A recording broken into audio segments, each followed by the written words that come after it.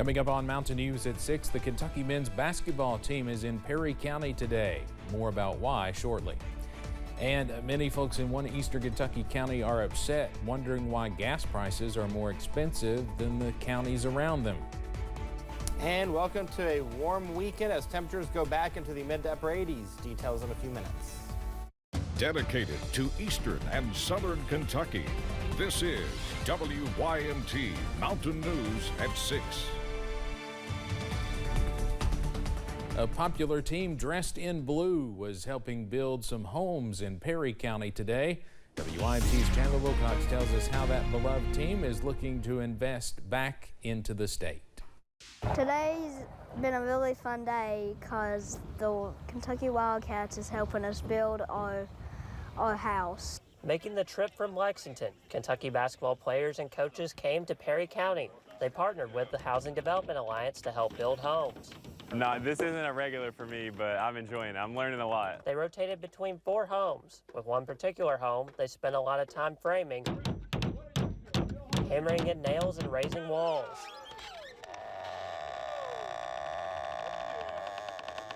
It's really awesome. Yeah. It really is.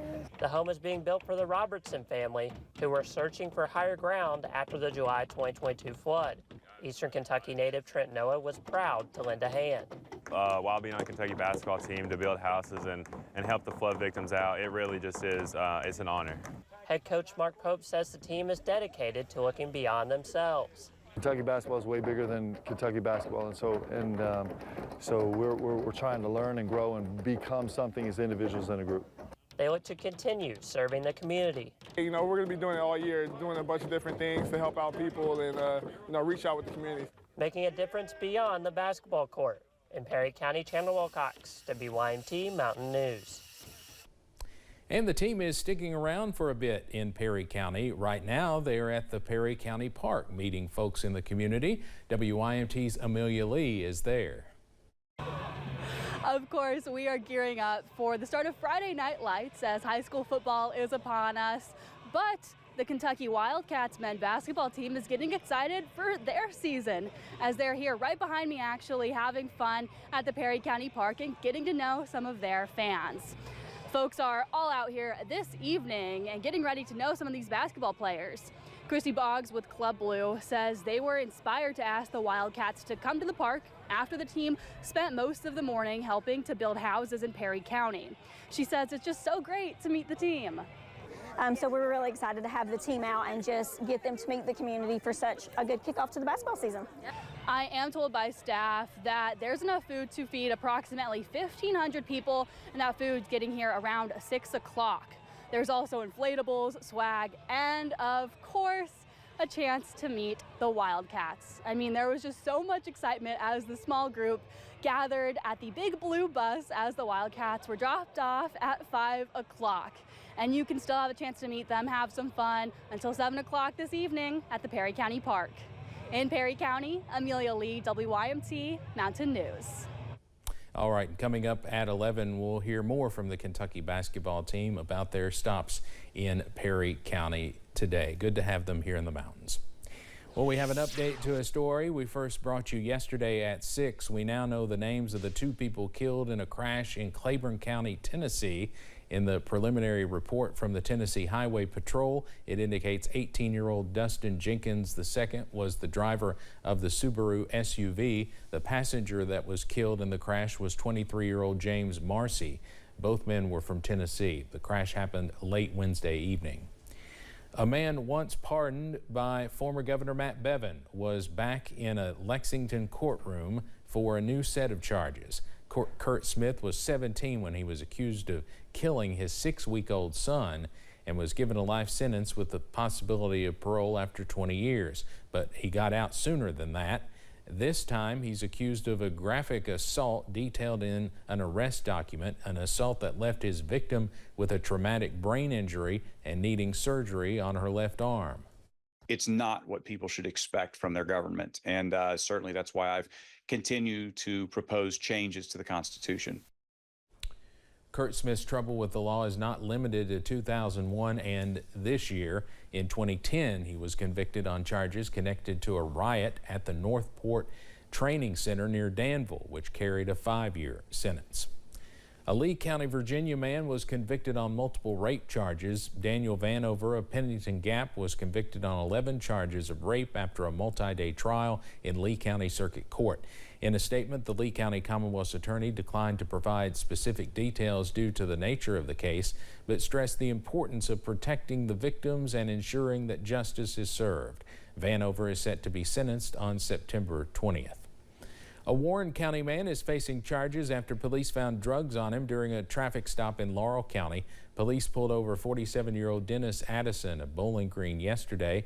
The arrest occurred approximately 10 miles from London. A canine was utilized to search Addison's vehicle and suspected hydrocodone was found. Addison was taken to the Laurel County Correctional Center. A Floyd County woman is facing charges after police found drugs on her. The incident came about when Rosalind Hamilton reportedly made a turn without using her turn signal on Monday. When police asked her if she had anything illegal in her vehicle, she said she did not. After she got out of the vehicle, police found gabapentin, oxycodone, Xanax, and other paraphernalia. Hamilton was taken to the Floyd County Jail. A Hazard man was arrested after he reportedly violated a grave. Deputies with the Perry County Sheriff's Office were called out to 145 Happy Hill Lane about a potential trespassing incident last week. After police arrived, they found Richard Feltner, who had reportedly tried to dig up his father's grave at Rest Haven Cemetery. Police later observed there had been approximately 2-foot hole that was dug up. He was taken to the Kentucky River Regional Jail. Well, as advertised, we had temperatures today in the 70s and 80s. Made it to 84 in Ashland, 83 was the high in Jackson, made it to 82 in Hazard, 81 Manchester, 88 was the high in Somerset, 77 in Wise. Clintwood made it to 75 degrees, and right now Clintwood bumped up a few degrees. We're at 80, so that number is going to go up a little bit. We're at 81 Pikeville, Hazard's at 82, Jackson's at 83, Prestonsburg is at 84, Manchester is at 85, 86 in Somerset. Then you go over towards the Moorhead area, over towards Ashland, again around 84 degrees. And we are warmer than 24 hours ago, 7 degrees warmer in Moorhead, 6 degrees warmer in Ashland, 5 degrees warmer in London, 4 degrees warmer in Hazard, 3 degrees warmer in Middlesboro, 2 degrees in Jonesville, 1 degree in Harlan. There's a look at live pinpoint Doppler radar. All is quiet across eastern Kentucky, and this will get a break as we go throughout the weekend into the first part of next week. High pressure is in control, and it's going to stay in control as we go throughout the weekend into Monday and Tuesday, but it's when we get into Wednesday that rain chances will start to pick up. We'll see temperatures in the upper 60s and low 70s by the time you join us tonight for Mountain News at 11. Mid 60s by 3 a.m., low 60s by 7 a.m. When you wake up in the morning, temperatures in the 50s and 60s will greet you. I'll have your complete first alert forecast coming up in a few minutes. Steve. Eric, thank you. Another mobile disaster recovery center is coming to Knox County. In an announcement from FEMA, the disaster center will open as soon as Monday. The disaster center will be set up at Red Line Fire Truck Sales in Corbin. The working hours for the center will be from 10 a.m. until 7 p.m. Monday through Friday. The mobile center is for those who are impacted by severe storms that happen between May 21st through the 27th. Concerns about gas prices in Sayersville have city officials begging for a conversation. WYMT's Buddy Forbes spoke to the councilman who is driving the effort to bring people to the table, hoping to bring fuel prices down. City officials say Sayersville's drivers are running on fumes. Rumblings about it, they're just upset about it. They have to pay, a lot out of their check, Times are hard. Wondering why the county with the state's highest unemployment rate is also seeing the most expensive prices at the pump. Hardworking people here, and you got people here in town and that, work in town. They can't go out of town and get gas, and it's just bad. With gas prices at the stations in city limits fluctuating between $3.37 and $3.41 per gallon, while neighboring communities 10 miles away are getting the same gas for more than 20 cents less. I asked the mayor to send a letter out to the owners and representatives of the gas companies here in Sayersville And he sent a letter out and invited them to a city council meeting to address our concern. But no representatives for the gas stations showed up to the meeting, and City Council member Paul Montgomery says he is now more fueled up than ever to get a response for his community. Nope, he sent the letters out, they received the letters, and no response back from no one. He says it is unfair to the people of Magoffin County to blindly pay more without knowing why. I can understand if there's underlying factors, but to just for us be 30 cents higher than 15 miles down the road, that's just wrong. But tell us why. So he plans to keep pumping. For the information, in Magoffin County, Buddy Forbes, WYMT Mountain News. While the gas station representatives have no obligation to respond to the city's request to be heard, city officials say they hope someone will give a clear reason for the cost of fuel in Magoffin County. All right, here's a look at the weather headlines for tonight. Welcome to summer part 2 as we see plenty of sunshine as we go throughout the weekend. Somewhat low humidity is in the forecast, but rain chances, they're in the forecast too. Find out when in the first alert forecast in a few minutes. And a moment of long-awaited recognition for those who graduated from a school in Harlan County more than 60 years ago.